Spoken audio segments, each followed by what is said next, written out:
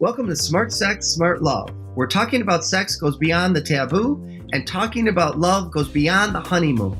Today, we're going to be talking about the Fox and the Phoenix podcast with Savannah Hauk. My guest today is Savannah Hauk, a TEDx talk speaker on demystifying the cross-dressing experience and the author of Living with Crossdressing, Defining a New Normal, and Living with Crossdressing, Discovering Your True Identity. She's also a seminar and workshop speaker throughout the United States and the co-host and producer of the Fox and the Phoenix podcast.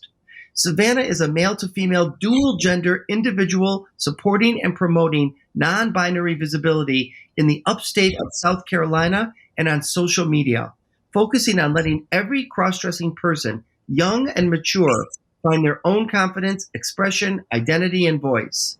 Welcome, Savannah. I'm so happy to have you joining me. Oh, thank you so much for having me. I appreciate you reaching out and inviting me. It's such an important topic to me for so many reasons I'll talk about on here too. But can you explain, why did you name your podcast the Fox and Phoenix podcast? What does that mean? Well, I have a co-host, and we met over a year ago as guest critics, let's say, for a after show. We watched a movie together on the Free to Be She show. And so because it was COVID and we couldn't really get together, she had a movie night and we kind of dissected the movie after it. So I had met my co-host, Julia Rubenstein, on that show, and she reached out later and, we conversed, and I had seen her on the show previously. And she has a service for trans styling and confidence building and doing lookbooks for fashion for the community. And is called the Fox and Hanger. It's called Fox and Hanger. Okay. And I always consider myself a Phoenix. I always wear a Phoenix, so being transformative. And so we came up with other names, and they were all poo-pooed very quickly. And we realized that the Fox and the Phoenix was the best mix of who we were. So, all right. Oh, thank you. I was wondering about that. Now I want to ask you something else that I've been challenged a lot by I've been a therapist almost 37 years, and language has changed, and I know it's currently changing. It's all fine. I try to learn as much as I can. But when I use the term cross-dressing, people challenge me and say, we don't say that anymore. That's an old-fashioned term. It's gender play. It's feminization. But you use the word cross-dressing. So help me understand. Well, when I wrote the books, I always thought of myself as a cross-dresser. Even growing up, when I kind of came to terms with who I was, transvestite was still the word to use. I didn't like that word because it derivated right into tranny, which was a slur, whether it was appropriated by me or not. And so cross-dresser was that softer term that said the same thing. Yeah. Now, this was in the 90s. When I was saying I was a crossdresser, but because I accepted that label, it stuck.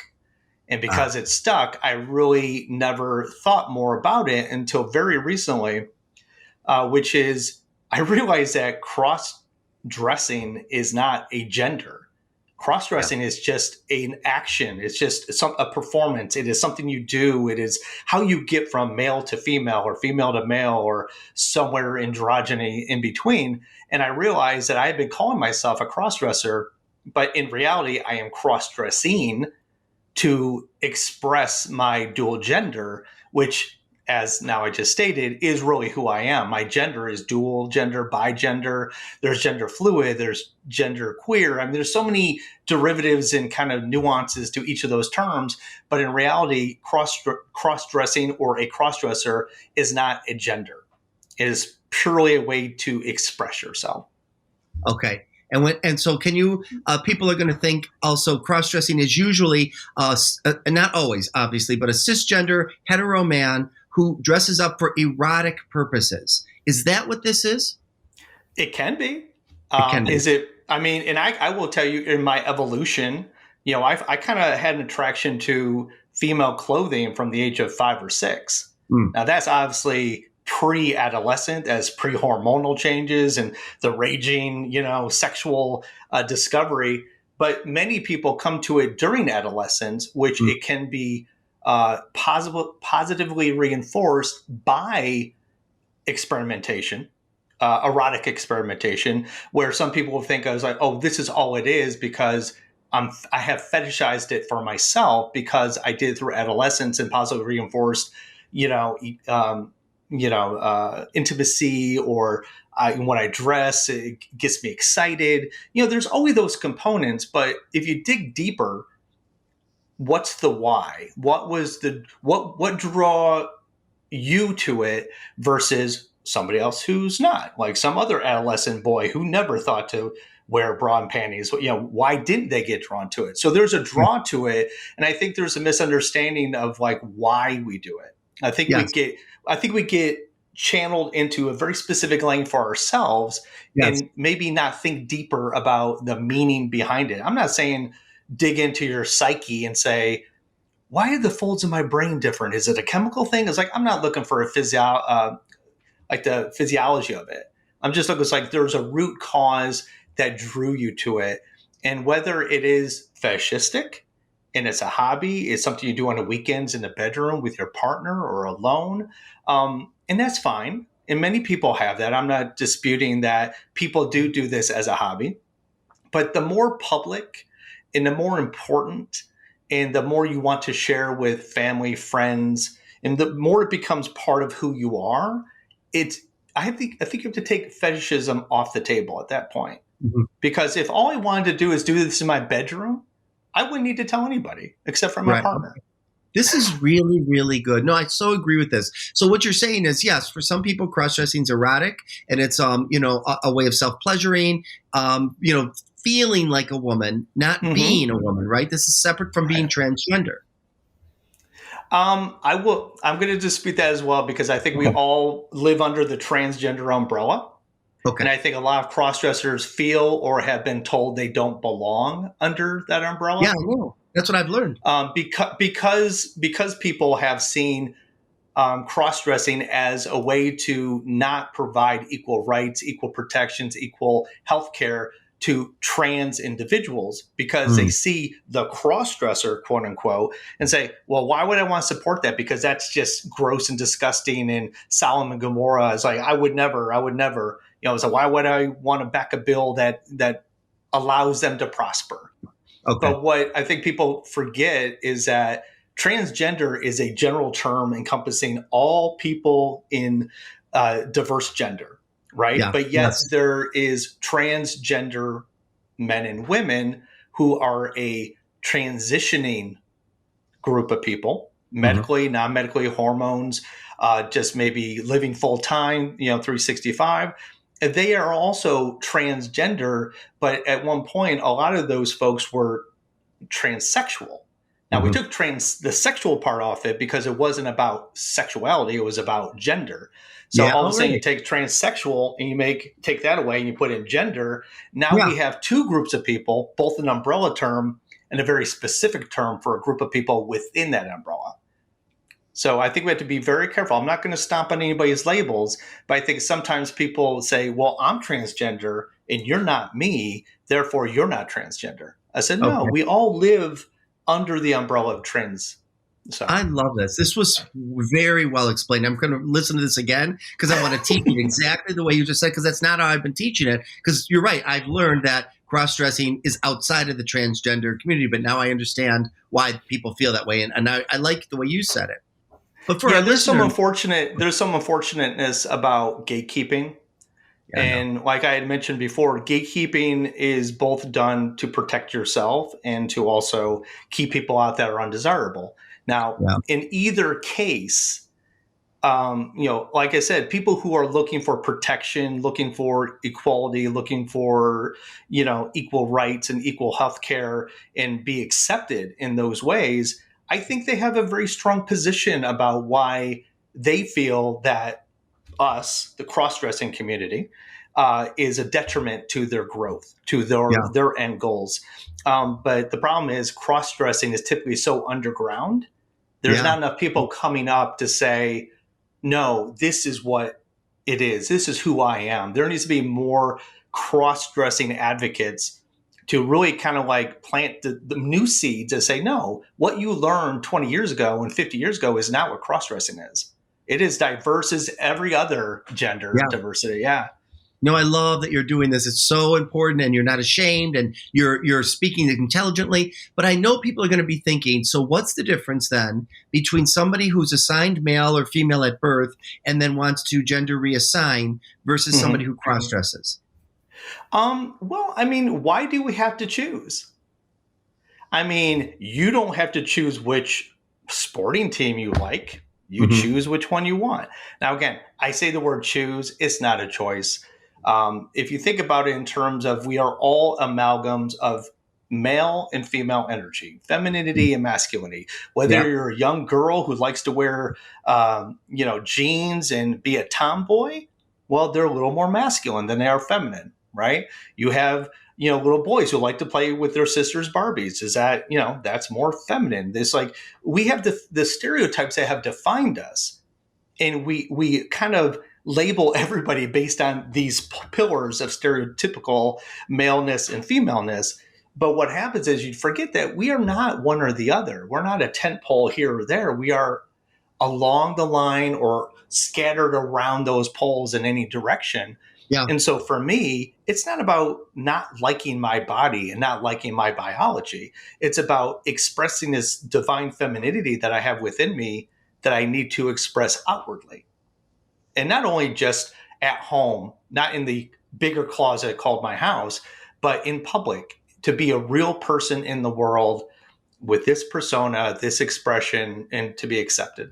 I really, really appreciate this. Are you at risk for any kind of physical harm or safety issues with being out in the world? I haven't put myself in a position to be accosted. I've had some pretty intense stares, if you Mhm. will, but nobody's ever approached me. Nobody's ever, threatened me. So I've been very careful with the venues I choose. Good. But I am also very mindful of the venues I choose and where I Hmm. go and where I sit. Like I have a hashtag called Savannah Starbucks Sunday on all my social media, which basically is self-explanatory. On Sunday, Savannah goes to Starbucks just to do my work, do my writing, have my coffee, and just to be seen out in the world. And if nobody looks my way, fantastic. If somebody compliments me, fantastic. And if somebody does a double take, that's fine too. I'm just Uh-huh. out there to be an example that this is not a fetish. This is not just something I do for kicks. So. Right. So for some it is, and for some it's it's wanting to be seen and wanting to express. And what I love, I think this is what I've had to learn as an getting older therapist, is everybody's individualized. You can't say that trans people are this way and cross dressing is this way and gay is this way. I don't even know what it means anymore. So when someone comes in my office, I say to them, "What does it mean to you?" Because for me, Mm-hmm. to put meaning on it would be a mistake. It would be misgendering and misidentification. Yes, it's yes. When the problem with that is if you were that type of therapist who's like, oh, let me tell you what you are, then they will take that as gospel because they're unsure for themselves. So they're Yes. looking for somebody to be the expert to guide them along the way. And you're absolutely right. In my second book, we talk about biology. We talk about pronouns. We talk about your presentation, your gender, your sexual attraction versus romantic attractions. And like those six things together, one, are mutually exclusive, but not always. But Hmm. if you take those six things and you just like basically wrote, how do I see myself? And you just answer those questions, that will give you a very close, approximate view of where you are this moment. Doesn't mean that's where you're going to be a year from now. But that means in this moment, like so for me, I see myself as male, female. I am biologically male. My Hmm. pronouns are he for my male side and she for Savannah. I am dual gender. I am dual expressive for masculine and Dual, feminine. and dual So means, so people dual hear means that. both. Both. I mean, it's supposed to be if you want to dissect it, trans is a cross, dual is both. Okay. So I am very comfortable both appearing in my male form, which I do 6 days a week, except for Hmm. today and just for you. Okay. All And right. it is hot. And on Sunday, I'm happy to be Savannah. So it's one of those things where if I don't have this expression, if I don't have this ability, this outlet, it actually affects my mood. It affects my emotional state, it affects my reserves of energy because she is such a part of who I am. to not give her a voice or not give her a platform, not give her a way to be out in the world is actually like shackling a part of myself Yeah. where part of myself is fine and confident, but the other part is shameful and I need to hide away. And that's why I'm trying to let people know that this is not a shameful thing. This is something we Yeah. do and it's okay. This is so interesting. This isn't this. I'm not going to get into this whole thing in your podcast, but I used to cross dress when I was a kid. I loved wearing my mother's wigs and shoes. And one day I had her lipstick on, eyeshadow, the whole thing. I did it all throughout until I was almost 18. And then it went away. And then in my 40s, I started claiming my masculinity. And when someone calls me dude, I love to be called dude. I wear beard oil. I just love my masculinity. But I wonder why mine went away and yours didn't. It's just a weird thing that I wouldn't have continued on. I wonder if it's shame, if I buried it. I don't know. Well, that is a very good point. There are just so many people who do bury it. There are so many people who, explore it early on, but then when life happens and responsibility and expectations, and then they're married, and then 40 years go by, and they say, "Oh yeah, I've been a closet, cross-dressing person, and I hid it from you our entire marriage, and now I want to transition, or now I feel like I need to do this more so and more publicly." And what kind of strain does that put on a relationship? Like I thought I had the bearded therapist here, and now all of a sudden I have the shaven female with a wig and high heels. It's jarring for somebody not expecting it. So I think go ahead. How does it affect your relationships then? Because in my office, when women find out their husbands are doing this, it can go really badly. It can go really badly. In all my relationships, except for when I got married, every relationship after that, I told them day one. Okay. So even though they didn't know that when we started, seeing each other and getting a little more serious, as soon as I hit that serious mark, I'm like, hey, I need to stop you for a minute and I need to show you a picture. Either a Polaroid from 1997, as technology gets better, the photography is right here on my camera. In every relationship past my marriage, it was about, as soon as I know this is a serious relationship, we need to have a talk. Okay. Now, I think that's probably better. It is. It is better. It allows your partner to have a choice of what to do with that information. Most people are either, cool with it, but they may be cool with it because they don't really understand the extent of what it is. In more recent times, it's been about educating yourself. So there's books out there now, but I found that prior to my books, and this is not self-aggrandizing, but prior to my book, there weren't really too many books that were non-binary, non-transitioning. It's been a lot of like, oh, my husband wears my clothes. And oh, by the way, 10 years later, they transitioned. If you claim yourself to be non-binary, non-transitioning, it's very difficult to have somebody read a book that then says, cut to 10 years later, they will transition. Okay. Because it's not a journey A to B. It's not like male to female or female to male. It's not a one-way trip. It's like we get off the stops all along the way. Yeah. I like that what you said. Non-transitioning, non-binary. Is that what you said? Yep. Okay. And that's you. Yes. And then some people could be in your situation and be closeted even to themselves that they are transitioning until later, but you don't know who those people are, right? Right. And they don't know to themselves. I mean, you have people who bury is so deep, whether because of religion, culture, people who influenced them when they were younger. Yes. Even my own family, my own folks have said things about other people, which made me very quickly realize that sharing with them was not the thing I wanted to do at 10 years old. Right. So we learn very quick, very fast how to protect ourselves. And it becomes so subconscious sometimes that we take in information, we take in news events, we take in people's comments and realize like, wow, I really shouldn't do this because it will be a burden for me to be this way. Yeah. So who wants a burden? Who wants to be ostracized? Who wants to go through a life where you're pointed at and ostracized and made fun of and excluded and marginalized? Nobody wants that. So a lot of people make that subconscious decision to put it away because it'll be easier for them and everybody else to have a typical cis hetero life. And can I ask you, and you don't have to answer personally, but this doesn't automatically mean you're and I don't know what your sexual orientation is, but that your orientation when you're Savannah is one way, and when you're not Savannah is another way. It's not related to that, is it? No, I will say this, talking about the sexual attraction and romantic attraction, if I were to write down those answers, the sexual attraction is feminine. So don't think about feminine as female. Right. Biologically, think about feminine as, why is that drag queen so gorgeous? Mm-hmm. Why is that person who is like to the nines that is a man dressed that way? Why is she attractive to me? Mm-hmm. Because my brain is wired to love the feminine. Yes. But in relationships, the biological female is who I want to be with. Okay. So that doesn't change between being a man and being a woman, putting on a dress, and all of a sudden I'm like, I love men. No, I know that's what people think. I know. Yeah, that's what people think. And there is some truth to it as well, because some people like to be validated as a woman by men.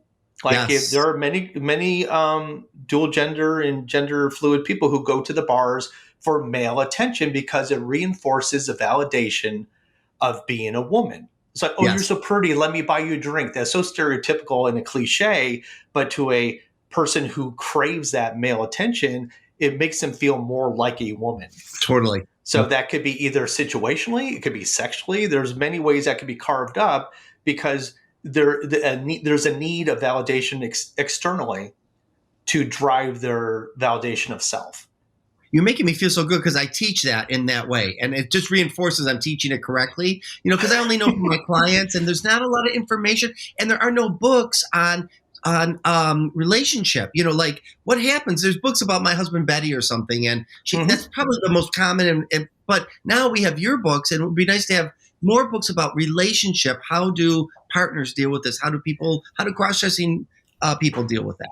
Well, I mean, in Defining a New Normal, that was the first book. It was that book in answer to other books out there that didn't answer the question of non-binary, non-transitioning, or relationships. I mean, there's plenty of books about relationships in general. There's plenty of books about trans relationships. But when it comes to, my husband told me after 30 years of marriage that he likes to wear women's clothing, there wasn't really a book for that necessarily, because we all have several fears. One, you told me, therefore I know you want to be a woman. So I know that you're going to turn into a woman. You're going to want to change sex. Two, so you like men, and you hid that from me. Two, what else did you betray me about over all these years? Right. And then, like, how do I fit into that dynamic now as a partner? This is great. I was just going to say, what are any future projects in the works? I do. I am currently almost 100,000 words in on a sci-fi dystopian LGBTQ, non-binary, non-transitioning story fiction. Oh, wow. So basically, how do you take the journey of a young boy with a feminine spirit that needs to be harnessed? So I kind of took in a whole different direction. And I wrote that because I feel like the trans youth and non-binary youth don't have enough examples. So if I could provide something that's not just gay, or bisexual or lesbian, if I could take that off the table and make it more about gender as a story, I feel that would be a good thing. So that's my next project. And then there will be a third Living with Crossdressing book that is going to tackle basically what we just spoke about today, which is, why is cross-dressing not a gender? And I'm going to dive into the history. There's going to be Magnus is going to be in there when he came up with the word transvestite, and we're going to just dissect it and really do what we talked about today on this call, this interview. It's just, why is it not, and why should we not think of ourselves that way? And I got to say, I just have such a bad reaction to the word transvestite. I even did in the 70s when it was out, Rocky Horror. I fucking hate it. I'm so glad we don't say it. And I never knew that tranny came from transvestite. Is that right? I didn't know that. I believe it did, yeah. And then unfortunately, it just kind of got appropriated across the entire trans community as a slur. But more recently, a lot of trans people have started to take that word back. It's like, this is my word. I'm going to make this a positive word. You can't hurt me with this word anymore. And I think that's a positive step as well. So where, Savannah, can people find you online if they want your books, your TED Talk, your website, everything? The TED Talk you can find on YouTube. Just type in Savannah Hauk TEDx and you should find it. My books are available primarily in paperback and on digital download at Amazon or in other places where you do your typical digital downloads for books. The Fox and the Phoenix podcast can be found every week on Wednesday with my co-host Julie Rubenstein at iHeartRadio, Apple Podcast, Anchor.fm, pretty much anywhere where you consume your streaming content. And on social media, you can find me on Facebook at Savannah Hauk, Instagram at Savannah Hauk, Living with Crossdressing, and the Fox and the Phoenix have Facebook's pages as well. And I think you can also find Fox and Phoenix on Instagram as well. So thank you, Savannah, so much for coming on and doing this. And I could have talked to you longer. If my podcast wasn't so short, this would have been a long, maybe we'll have you back. So thank you. I would love it. Thank you so much for having me.